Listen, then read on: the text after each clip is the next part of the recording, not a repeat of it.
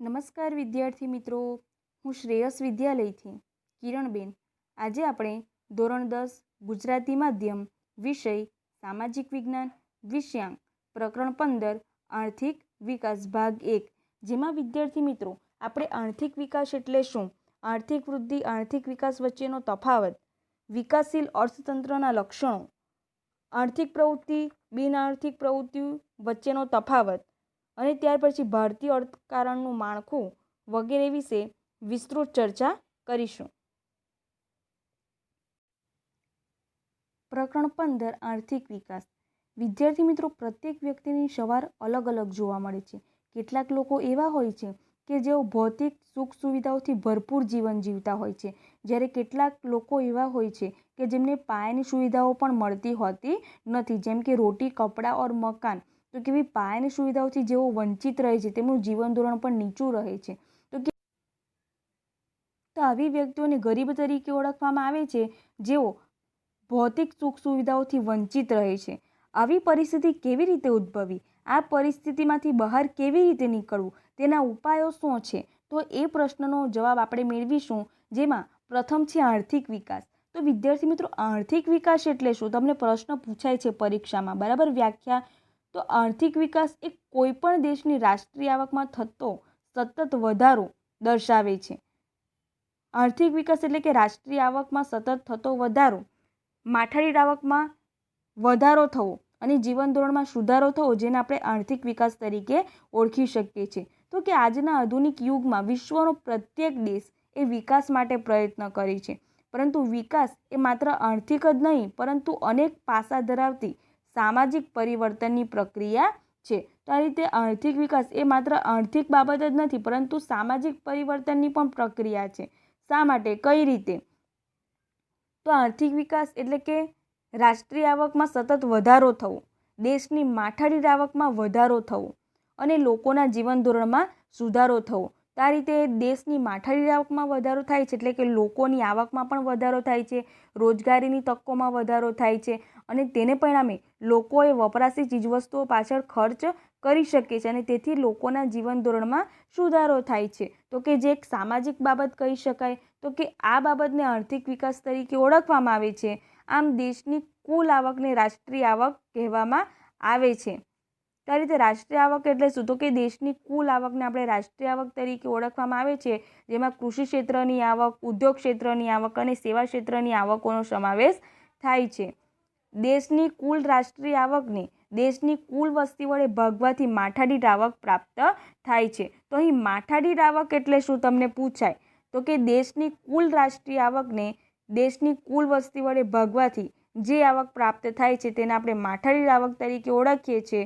અને માથાદીઠ આવકમાં વધારો થવો, રાષ્ટ્રીય આવકમાં વધારો થવો અને જીવન ધોરણમાં સુધારો થવો એટલે કે આર્થિક વિકાસ થયો કહેવાય.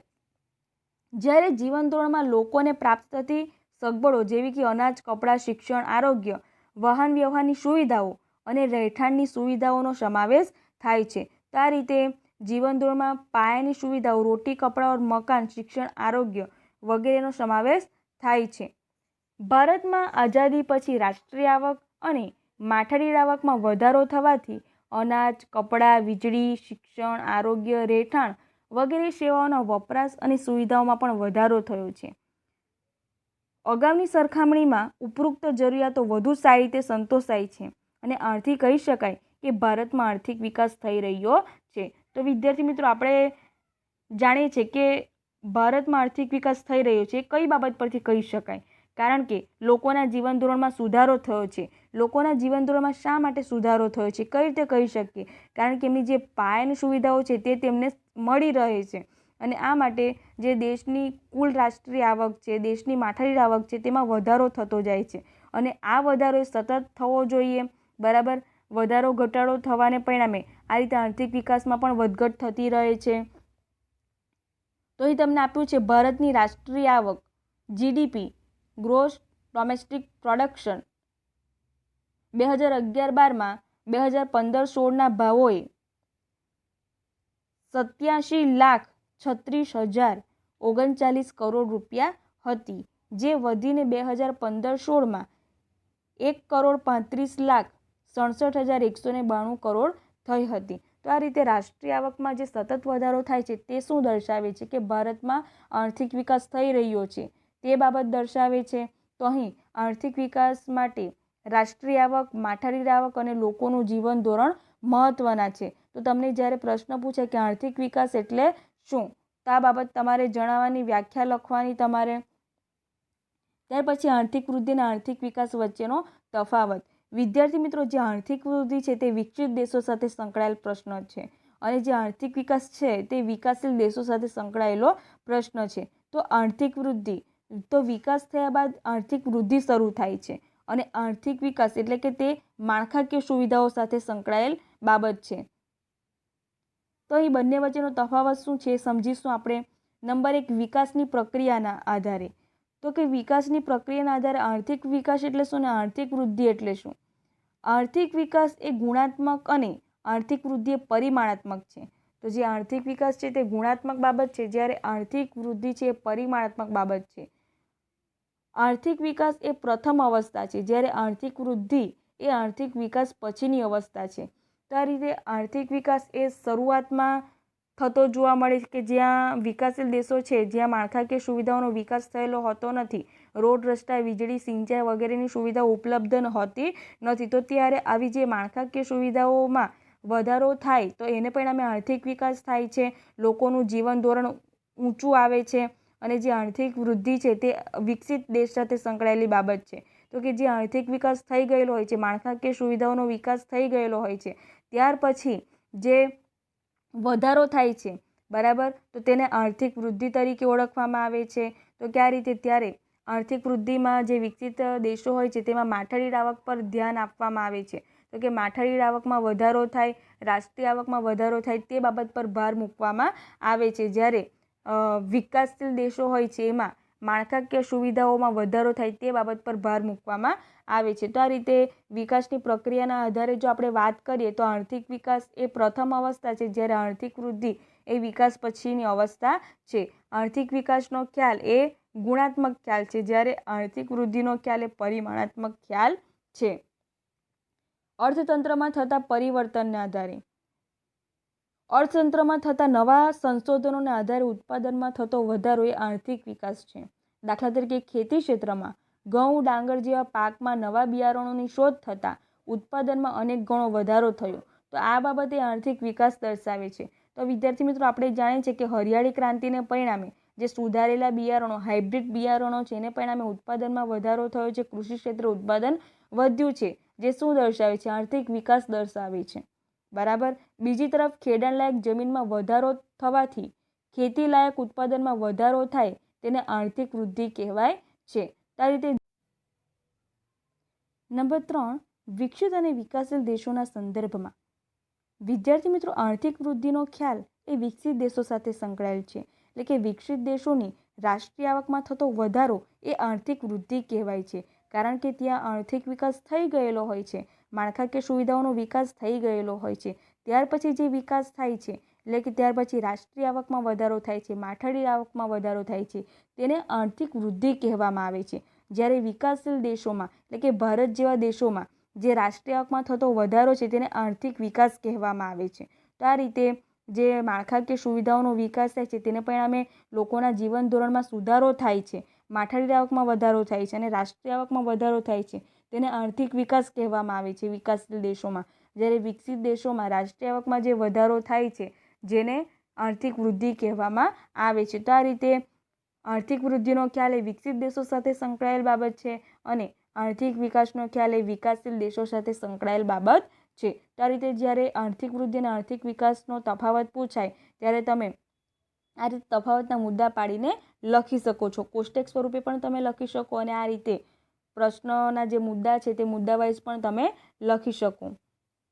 ત્યાર પછી વિકાસશીલ અર્થતંત્રના લક્ષણો. ખૂબ જ મહત્વનો પ્રશ્ન છે. વિકાસશીલ અર્થતંત્રના લક્ષણો. વિકાસશીલ દેશના અર્થતંત્રના લક્ષણો જણાવો.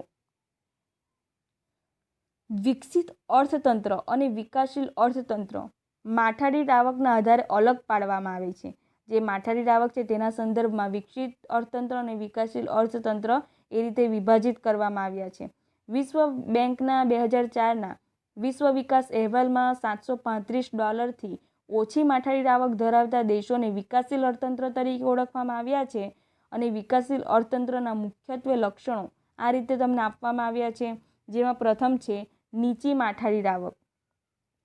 હવે જે વિશ્વ બેંક છે તેમણે તેમના અહેવાલમાં જણાવ્યું કે $735 કરતાં જો ઓછી માઠાડી આવક હોય તો તેમને વિકાસશીલ દેશ ગણવા. તો આ રીતે વિકાસશીલ અર્થતંત્રના લક્ષણો તમને આપ્યા છે, જેમાં પ્રથમ છે નીચી માઠાડી આવક. વિકાસશીલ દેશોની રાષ્ટ્રીય આવક નીચી જોવા મળે છે, જ્યારે વસ્તી વૃદ્ધિનો દર વધુ હોવાથી માઠાડી આવક નીચી રહે છે. આ રીતે વિકાસશીલ દેશોની રાષ્ટ્રીય આવક તો નીચી હોય જ છે, ઓછી હોય જ છે, પરંતુ સાથે સાથે બીજી બાજુ વસ્તીમાં પણ સતત વધારો થતો જાય છે. એટલે કે વસ્તી વૃદ્ધિનો દર વધુ હોવાને પરિણામે માઠાડી આવક કેવી રહે છે? નીચી રહે છે. અને નીચી માઠાડી આવકને કારણે જીવન ધોરણ પણ નીચું રહેવા પામે છે. તો આ રીતે પ્રથમ લક્ષણ છે નીચી માઠાડી આવક, કે જેમાં દેશની રાષ્ટ્રીય આવક ઓછી જોવા મળે છે અને બીજી બાજુ જે વસ્તી હોય છે તે પણ સતત વધતી જતી હોય છે.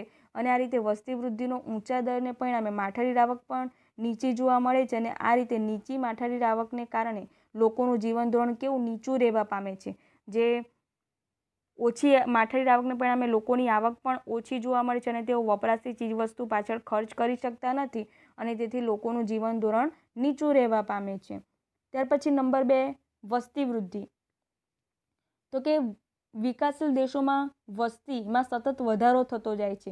એટલે કે આવા દેશોમાં વસ્તી વૃદ્ધિનો દર કેવો ઊંચો જોવા મળે છે, જેની સામે જે માઠાડી આવક અને રાષ્ટ્રીય આવક કેવી જોવા મળે છે? નીચી જોવા મળે છે અને તેથી લોકોનું જીવન ધોરણ પણ નીચું રહે છે. આ રીતે વિકાસશીલ રાષ્ટ્રોમાં વસ્તી વધારો વધુ જોવા મળે છે અને આવા દેશોમાં વસ્તી વૃદ્ધિનો દર 2% અથવા તો તેનાથી પણ વધુ જોવા મળે છે. નંબર 3, કૃષિ ક્ષેત્ર પર અવલંબન. જે વિકાસશીલ દેશો હોય છે તેનો મુખ્ય વ્યવસાય ખેતી હોય છે, એટલે કે રોજગારી માટે ખેતી પર આધારિત હોય છે. તો આ રીતે વિકાસશીલ રાષ્ટ્રોમાં ખેતી એ મુખ્ય આર્થિક પ્રવૃત્તિઓ હોય છે. દેશની મોટાભાગની વસ્તી ખેતી ક્ષેત્ર પર નભતી હોય છે, જેનું પાયાનું ક્ષેત્ર કૃષિ ક્ષેત્ર હોય છે. અને દેશના 60% કરતાં પણ વધુ લોકો રોજગારી માટે ખેતી પર આધારિત હોય છે, ખેતી પર નિર્ભર હોય છે. દેશની રાષ્ટ્રીય આવકમાં પણ ખેતીનો ફાળો 25%ની આસપાસ હોય છે. તો કે દેશની જે કુલ રાષ્ટ્રીય આવક હોય છે એ રાષ્ટ્રીય આવકમાં જે ખેતી ક્ષેત્રનો ફાળો વધારે રહેલો હોય છે. તો આ રીતે કૃષિ ક્ષેત્ર પર વસ્તીનું ભારણ કે વસ્તીનું અવલંબન.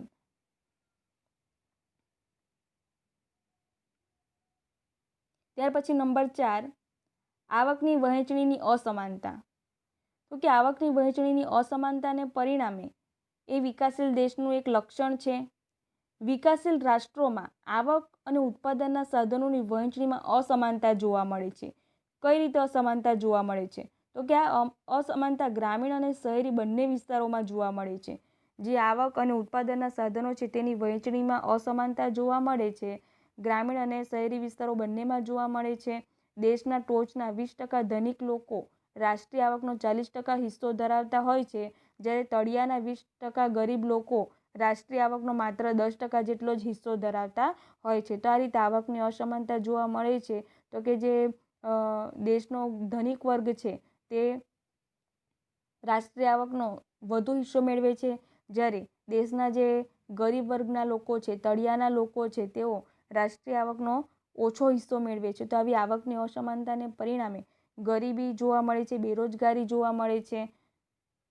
આમ વિકાસશીલ રાષ્ટ્રોમાં આવક અને સંપત્તિનું કેન્દ્રીકરણ ધનિક લોકોમાં થયેલું જોવા મળે છે. તો આ રીતે જે ધનિક વર્ગના લોકો છે તેમની આવક પણ વધારે હોય છે અને આ રીતે આવકની વહેંચણીની અસમાનતા જોવા મળે છે. ત્યાર પછી બેરોજગારી. હવે વિકાસશીલ દેશોમાં આવકની અસમાન વહેંચણી થયેલી હોય છે, એને પરિણામે જે ધનિક વર્ગ વધુને વધુ ધનિક બનતો જાય છે અને ગરીબ વર્ગ વધુને વધુ ગરીબ બનતો જાય છે. બરાબર.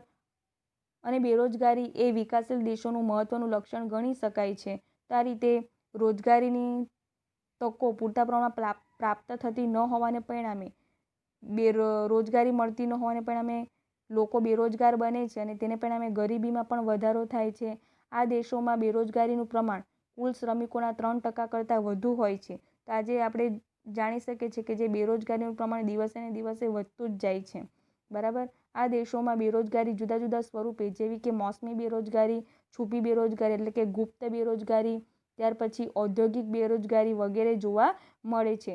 તો આ રીતે મોસમી બેરોજગારી જે મોસમ દરમિયાન જોવા મળે છે, છુપી બેરોજગારી એટલે કે વધુ પડતા લોકો રોકાયેલા હોય ને ઉત્પાદનમાં ધારેલો એવો વધારો આપણે કરી શકતા ન હોય, ઔદ્યોગિક બેરોજગારી વગેરેને પરિણામે ગરીબીમાં પણ વધારો થાય છે, જે બેરોજગારી લાંબા ગાળાની હોય છે. તો આ રીતે વિકાસશીલ દેશોનું મહત્વનું લક્ષણ છે કે બેરોજગારી. ત્યાર પછી નંબર 6 છે ગરીબી. બેરોજગારીને પરિણામે ગરીબીમાં વધારો થાય છે, કારણ કે લોકોને રોજગારી મળતી નથી, પરિણામે તેઓ પાયાની સુવિધાઓ મેળવી શકતા નથી, બરાબર. તો કે ગરીબી એ વિકાસશીલ રાષ્ટ્રનું મહત્વનું લક્ષણ છે, જે લોકોની પોતાની પ્રાથમિક જરૂરિયાતો જેવી કે અનાજ, કપડાં, રહેઠાણ, શિક્ષણ અને આરોગ્ય વગેરે સંતોષી શકતા નથી અને જેને ગરીબ તરીકે ઓળખાય છે. તો આ રીતે જે લોકો પોતાની પાયાની જરૂરિયાતો, પ્રાથમિક જરૂરિયાતો, ખોરાક, કપડાં, રહેઠાણ, આરોગ્ય, શિક્ષણ વગેરે જેવી બાબતોથી વંચિત રહે છે, જેમને ગરીબ તરીકે ઓળખવામાં આવે છે. વિકાસશીલ દેશોના આવા લોકોનું પ્રમાણ લગભગ કુલ વસ્તીના 3 ભાગ જેટલું જોવા મળે છે. તો આ રીતે જેમ જેમ બેરોજગારીમાં વધારો થાય છે, તેમ ગરીબોની સંખ્યામાં પણ ગરીબીમાં પણ વધારો થતો જાય છે. અને આ રીતે ગરીબી અને બેરોજગારી એકબીજા સાથે સંકળાયેલી બાબત છે. ત્યાર પછી દ્વિમુખી અર્થતંત્ર. વિકાસશીલ દેશોનું મહત્વનું લક્ષણ કે દ્વિમુખી અર્થતંત્ર જોવા મળે છે. એક બાજુ ગ્રામ વિસ્તારમાં પછાત ખેત પદ્ધતિ, જૂની પુરાણી યંત્ર સામગ્રી, રૂઢિચુસ્ત સામાજિક માળખું અને ઓછું ઉત્પાદન જોવા મળે છે. તો કે ગ્રામ્ય વિસ્તારો પરિવર્તનને સ્વીકારી શકતા નથી, જે આધુનિક સાધન યંત્રો છે તેનો ઉપયોગ કરી શકતા નથી, રાસાયણિક ખાતરો, જંતુનાશક બિયારણોનો ઉપયોગ કરવામાં આવતો નથી, આધુનિક પદ્ધતિનો ઉપયોગ કરવામાં આવતો નથી, જેમ કે સિંચાઈ પદ્ધતિમાં પણ ટપક સિંચાઈ, ફુવારા પદ્ધતિ, બરાબર, સબમર્સિબલ મોનો પંપ દ્વારા સિંચાઈ. આ રીતે પદ્ધતિનો ઉપયોગ ન કરવાને પરિણામે ઉત્પાદનમાં વધારો કરી શકાતો નથી. બીજી બાજુ જે શહેરી ક્ષેત્રમાં આધુનિક ઉદ્યોગો, નવી ઉત્પાદન પદ્ધતિ, આધુનિક યંત્રો તેમજ વૈભવી જીવનશૈલી જોવા મળે છે. તો આ રીતે ભિન્નતા જોવા મળે છે શહેરી વિસ્તાર અને ગ્રામ્ય વિસ્તારોમાં. તેને પરિણામે દ્વિમુખી અર્થતંત્ર એક મહત્વનું લક્ષણ છે. તો કે જે ગ્રામ્ય વિસ્તારો છે તેઓ પરિવર્તનને સ્વીકારી શકતા નથી, જ્યારે જે શહેરી વિસ્તારના લોકો છે તે પરિવર્તનને સ્વીકારે છે, નવી ઉત્પાદન પદ્ધતિ અને નવા જે આધુનિક યંત્રો છે તેનો ઉપયોગ કરીને ઉત્પાદનમાં વધારો કરે છે. પરિણામે જે ઉદ્યોગ ક્ષેત્ર છે તેમાં ઉત્પાદનનું પ્રમાણ વધતું જાય છે અને બીજી બાજુ જે ખેતી ક્ષેત્ર છે તેમાં ઉત્પાદનનું પ્રમાણ ઘટતું જાય છે. નંબર 8 પાયાની અપર્યાપ્ત સેવાઓ.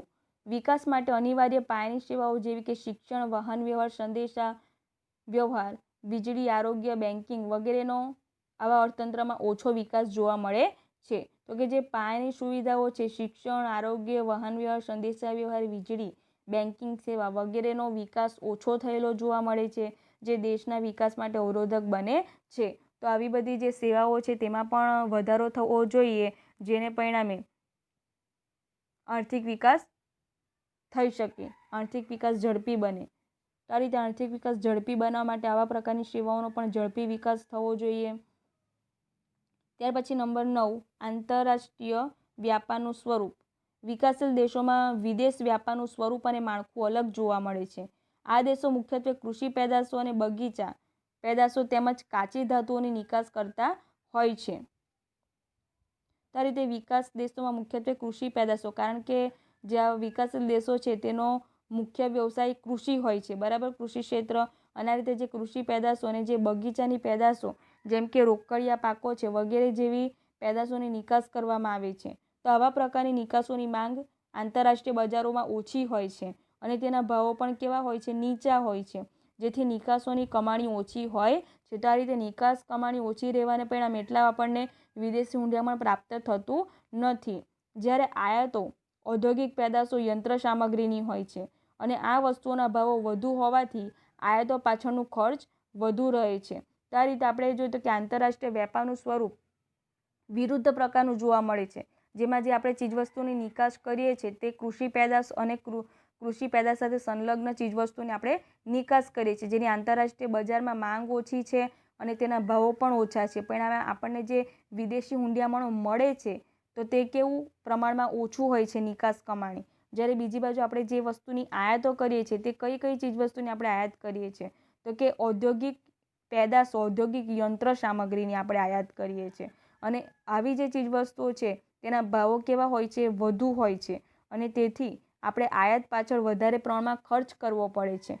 એને પરિણામે નિકાસ કમાણી કરતાં જે આયાતો પાછળનો ખર્ચ છે તે વધી જાય છે. અને આને પરિણામે જે આપણું વિદેશી દેવું છે તેમાં વધારો થાય છે. તો આ રીતે વિકાસશીલ રાષ્ટ્ર માટે વિદેશ વ્યાપારની શરતો પ્રતિકૂળ હોવાથી દેશ ઉપર વિદેશી દેવું વધે છે. તો આ રીતે આપણે વિદેશી દેવામાં વધારો થતો જાય છે. આમ વિકાસશીલ દેશોમાં મુખ્યત્વે ઉપર મુજબના લક્ષણો જોવા મળે છે. ભારત એ વિકાસશીલ રાષ્ટ્ર હોવાથી ઉપરના લક્ષણો વધતે ઓછે અંશે ભારતમાં પણ જોવા મળે છે. આ રીતે જે આપણે વિકાસશીલ દેશોના લક્ષણ જોયા, પ્રથમ છે નીચી માથાડી આવક, જે આપણા ભારતમાં પણ જોવા મળે છે. ત્યાર પછી વસ્તી વૃદ્ધિ, જે આપણા ભારતની વસ્તી વૃદ્ધિમાં સતત વધારો થતો જાય છે. અને એ માટે સરકારે ઘણા બધા પ્રયત્ન કર્યા હોવા છતાં પણ આપણે વસ્તી પર નિયંત્રણ લાવી શક્યા નથી. ત્યાર પછી કૃષિ ક્ષેત્ર પર અવલંબન, જે દેશની મોટાભાગની વસ્તી છે તે કૃષિ ક્ષેત્ર પર અવલંબિત છે. ત્યાર પછી આવકની વહેંચણીની અસમાનતા, જે આવક વહેંચણીની અસમાનતા જોવા મળે છે, જે ધનિક વર્ગ અને ગરીબ વર્ગ વચ્ચે આવક અને સંપત્તિની જે અસમાનતા છે એને પરિણામે ગરીબીમાં વધારો થાય છે. રોજગારીની પૂરતી તકો તેમને પ્રાપ્ત થતી નથી. એને પરિણામે બેરોજગારી વધે છે, ગરીબીમાં વધારો થાય છે. ત્યાર પછી બેરોજગારી, તો કે આવકની અસમાનતાને પરિણામે બેરોજગારી એક મહત્વનું લક્ષણ છે. બરાબર. મોસમી બેરોજગારી, પ્રચ્છન્ન બેરોજગારી અને ઔદ્યોગિક બેરોજગારી જોવા મળે છે. ત્યાર પછી ગરીબી, બેરોજગારીને પરિણામે ગરીબીમાં પણ વધારો થાય છે. જે ગરીબ વર્ગના લોકો છે તે પાયાની ચીજવસ્તુઓ મેળવી શકતા નથી અને તેથી તેમનું જીવન ધોરણ પણ નીચું રહેવા પામે છે. તો કે દેશની ત્રીજા ભાગની જે વસ્તી છે તે ગરીબી હેઠળ જીવે છે. ત્યાર પછી દ્વિમુખી અર્થતંત્ર જોવા મળે છે, એટલે કે શહેરી વિસ્તાર અને ગ્રામ્ય વિસ્તાર. ગ્રામ્ય વિસ્તારના લોકો છે તે જૂની પુરાણી પદ્ધતિ, જૂના પુરાણા યંત્ર સામગ્રીનો ઉપયોગ કરે છે. તેઓ પરિવર્તનને સ્વીકારતા નથી. જ્યારે બીજી બાજુ જે શહેરી વિસ્તારના લોકો છે તેઓ પરિવર્તનને સ્વીકારે છે, આધુનિક યંત્ર સામગ્રીનો ઉપયોગ કરે છે, નવી નવી ઉત્પાદન પદ્ધતિનો ઉપયોગ કરીને ઉદ્યોગ ક્ષેત્રે ઉત્પાદન વધવા પામ્યું છે. ત્યાર પછી પાયાની અપર્યાપ્ત સેવાઓ, તો કે જે પાયાની સેવાઓ છે, શિક્ષણ, આરોગ્ય, વાહન વ્યવહાર, સંદેશાવ્યવહાર, વીજળી, સિંચાઈ, બેન્કિંગ સેવાઓ વગેરેનો વિકાસ ઓછા પ્રમાણમાં થતો જાય છે અને તેને પરિણામે આર્થિક વિકાસ પણ ધીમો રહે છે. ત્યાર પછી આંતરરાષ્ટ્રીય વ્યાપારનું સ્વરૂપ, તો કે આંતરરાષ્ટ્રીય વ્યાપારના સ્વરૂપમાં પણ અસમાનતા જોવા મળે છે અને તેને પરિણામે વિદેશી દેવું વધતું જાય છે, જે આપણે ચર્ચા કરી ગયા. તો આ રીતે આર્થિક વિકાસના મહત્ત્વના લક્ષણો તમને પૂછાય છે પરીક્ષામાં, ખૂબ જ મહત્ત્વનો પ્રશ્ન છે. ત્યાર પછી આર્થિક પ્રવૃત્તિ અને બિન આર્થિક પ્રવૃત્તિ. આર્થિક પ્રવૃત્તિ એટલે શું અને બિન આર્થિક પ્રવૃત્તિઓ એટલે શું? એટલે કે જે પ્રવૃત્તિ દ્વારા આપણને આવક મળતી હોય તેને આર્થિક પ્રવૃત્તિ તરીકે ઓળખવામાં આવે છે. અને જે પ્રવૃત્તિ પાછળનો હેતુ આવક મેળવવાનો નહીં પરંતુ કલ્યાણ, સમાજ સેવાનો હોય, જેને આપણે બિન આર્થિક પ્રવૃત્તિ તરીકે ઓળખીએ છીએ. તો કે જે ખેડૂત, કારીગર, વેપાર, શિક્ષક વગેરે જે પ્રવૃત્તિ કરે છે તેને આર્થિક પ્રવૃત્તિ કહેવાય છે. શા માટે? કારણ કે તેઓ આવક મેળવવા માટે આ પ્રકારની પ્રવૃત્તિ કરતા હોય છે. આવક મેળવવા કે ખર્ચ કરવાના હેતુથી કરવામાં આવતી પ્રવૃત્તિને આર્થિક પ્રવૃત્તિ કહે છે. ઉદાહરણ તરીકે ખેડૂત, કારીગર, વેપારી, શિક્ષક વગેરે જે પ્રકારની પ્રવૃત્તિ કરે છે તેને આર્થિક પ્રવૃત્તિ કહેવામાં આવે છે. જેમ કે ખેડૂત જે ઉત્પાદન કરે છે તે આવક મેળવવા માટે કરે છે. જે કારીગર ઉદ્યોગોમાં કાર્ય કરે છે તો તે પણ આવક મેળવવા માટે. વેપારી જે હોય છે તે ધંધો કરે છે તો તે પણ આવક પ્રાપ્ત કરવા માટે, નફો પ્રાપ્ત કરવા માટે. શિક્ષક ભલે સામાજિક કાર્ય કરે છે પરંતુ એમ છતાં તે પગાર, બરાબર, વેતન મેળવે છે, એટલે તે પણ એક આર્થિક પ્રવૃત્તિ થઈ. ત્યાર પછી બિન આર્થિક પ્રવૃત્તિ, જે પ્રવૃત્તિનો હેતુ આવક મેળવવાનો કે ખર્ચ કરવાનો ન હોય તો તે પ્રકારની પ્રવૃત્તિને બિન આર્થિક પ્રવૃત્તિ કહેવામાં આવે છે. દાખલા તરીકે માતા પોતાના બાળકને ઉછેરે તો તે પાછળ તેનો કોઈ આવક મેળવવાનો હેતુ હોતો નથી. એ જ રીતે વ્યક્તિ સમાજ સેવાના કાર્ય કરે, સામાજિક કાર્યો કરે તો તે પાછળ પણ તેનો કોઈ આવક મેળવવાનો હેતુ નથી. તો એવા પ્રકારની પ્રવૃત્તિ છે જેને આપણે બિન આર્થિક પ્રવૃત્તિ તરીકે ઓળખીએ છીએ. તો આ રીતે આર્થિક પ્રવૃત્તિ એટલે શું તેના ઉદાહરણો, બિન આર્થિક પ્રવૃત્તિ એટલે શું તેના ઉદાહરણો. તમને તફાવત પણ પૂછાય તો તમારાથી લખાવજો. પ્રથમ મુદ્દો તો વ્યાખ્યાનો આવશે, બરાબર. ત્યાર પછી ઉદાહરણનો મુદ્દો અને એક એક્સ્ટ્રા મુદ્દો તમે બનાવીને પણ લખી શકો.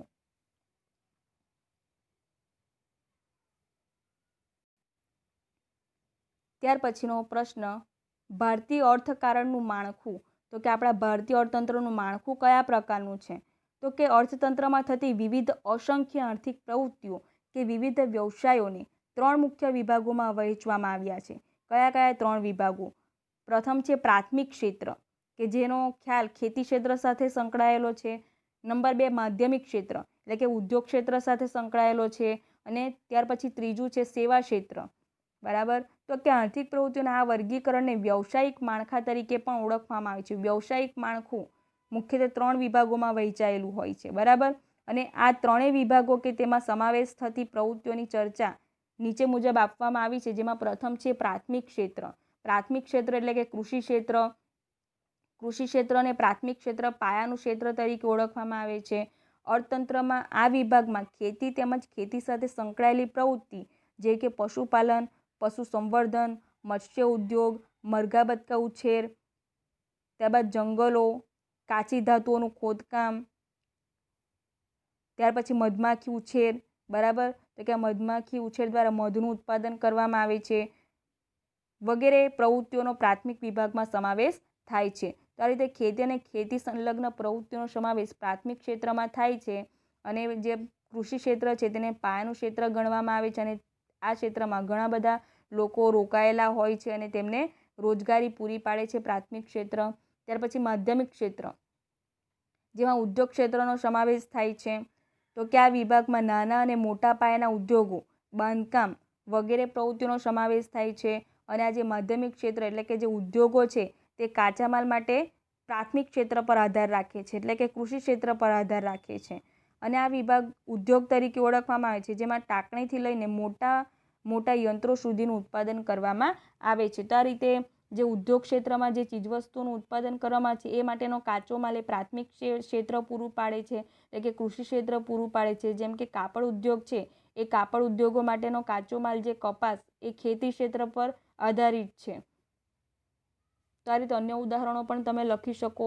ત્યાર પછી નંબર 3 સેવા ક્ષેત્ર. આ વિભાગમાં અનેકવિધ સેવાઓનો સમાવેશ થાય છે. તો આ સેવાઓનો લાભ આપણે મેળવીએ છીએ, જેમ કે સંદેશા વ્યવહાર, વાહન વ્યવહાર, પરિવહન, બેન્કિંગ, વીમા કંપનીઓ, ત્યાર પછી પ્રવાસ મનોરંજન. તો કે જે પ્રવાસ ઉદ્યોગો છે તો તે પણ સેવા ક્ષેત્રમાં સમાવેશ થાય છે. તો કે આવી સેવામાં વ્યાપાર, સંદેશા વ્યવહાર, હવાઈ દરિયાઈ માર્ગો, શિક્ષણ, આરોગ્ય, બેન્કિંગ સેવાઓ, વીમા કંપનીઓ, પ્રવાસ અને મનોરંજન વગેરે કામગીરીનો સમાવેશ આ ક્ષેત્રમાં કરવામાં આવે છે. તો આવા જે ક્ષેત્રો છે તેના દ્વારા જે સુવિધાઓ પૂરી પાડવામાં છે જેને સેવા ક્ષેત્ર તરીકે ઓળખવામાં આવે છે. અને આજે સેવા ક્ષેત્રનો પણ ખૂબ જ વિકાસ થતો જાય છે. તો કે જે વિકસતા જતા દેશોનું મહત્વનું લક્ષણ છે, બરાબર. ઉદ્યોગ ક્ષેત્ર, સેવા ક્ષેત્રનો વિકાસ, તેની સાથે સાથે કૃષિ ક્ષેત્ર પર પણ ધ્યાન આપવું જોઈએ, કારણ કે તે આપણું પ્રાથમિક ક્ષેત્ર છે. તો આ રીતે જે મહત્વના વ્યવસાયના 3 ક્ષેત્રો, જેમાં પ્રાથમિક ક્ષેત્ર, ઉદ્યોગ ક્ષેત્ર અને સેવા ક્ષેત્ર, આજે જે લોકો છે તે ઉદ્યોગ ક્ષેત્ર અને સેવા ક્ષેત્ર તરફ વળ્યા છે. અને તેથી જે પ્રાથમિક ક્ષેત્ર છે તે પ્રાથમિક ક્ષેત્રે જે કૃષિ ક્ષેત્ર એ ઉત્પાદનમાં પણ ઘટાડો થતો જાય છે. અને જે સેવા ક્ષેત્ર અને ઉદ્યોગ ક્ષેત્ર છે તેમાં ઉત્પાદનમાં વધારો થતો જાય છે. સામાન્ય રીતે વિકાસશીલ દેશોમાં પ્રાથમિક ક્ષેત્રનું પ્રભુત્વ હોય છે. રોજગારી અને રાષ્ટ્રીય આવકમાં પ્રાથમિક ક્ષેત્રનો હિસ્સો સૌથી વધારે હોય છે. આ રીતે વિકાસશીલ દેશોનું મહત્વનું લક્ષણ કે તેમાં પ્રાથમિક ક્ષેત્રનું વર્ચસ્વ, પ્રભુત્વ વધારે હોય છે, કારણ કે આ જે ક્ષેત્ર હોય છે તેમાં રોજગારી માટે નભતા લોકોની સંખ્યા પણ વધુ હોય છે. જેમ જેમ આર્થિક વિકાસ થતો જાય છે તેમ તેમ પ્રાથમિક ક્ષેત્રનું મહત્વ માધ્યમિક અને સેવા ક્ષેત્રની સાપેક્ષતામાં ઘટતું જાય છે. જેમ આપણે વાત કરી તેમ જે વિકાસશીલ દેશો છે તો એ વિકાસશીલ દેશો વિકસિત થતા જતા જાય છે તેમ તેમ આર્થિક વિકાસ થતો જાય છે. અને તેની સાથે સાથે જે પ્રાથમિક ક્ષેત્ર છે, કૃષિ ક્ષેત્ર છે, તેનું મહત્વ ઘટતું જાય છે. કૃષિ ક્ષેત્રે ઉત્પાદન ઘટતું જાય છે અને કૃષિ ક્ષેત્ર તરફથી લોકો ઉદ્યોગ ક્ષેત્ર અને સેવા ક્ષેત્ર તરફ વળતા જાય છે. અને એને પરિણામે ઉદ્યોગ ક્ષેત્ર અને સેવા ક્ષેત્રે ઉત્પાદન વધતું જાય છે અને તેનું મહત્વ પણ વધતું જાય છે. આ રીતે ઉદ્યોગ ક્ષેત્ર અને સેવા ક્ષેત્રનો વ્યાપ વધતો જાય છે અને આ રીતે વિકસતા જતા દેશોનું મહત્વનું લક્ષણ કે ઉદ્યોગ ક્ષેત્ર અને સેવા ક્ષેત્રનો હિસ્સો વધે છે. કોની તુલનામાં? પ્રાથમિક ક્ષેત્રની તુલનામાં. તો આજે આપણે મહત્વના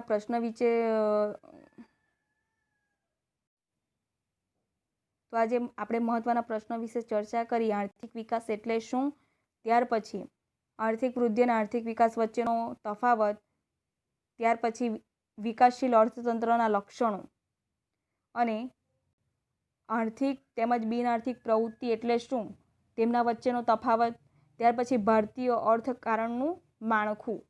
આ પ્રશ્ન ખૂબ જ મહત્વના છે પરીક્ષાની દ્રષ્ટિએ. થેન્ક યુ વિદ્યાર્થી મિત્રો.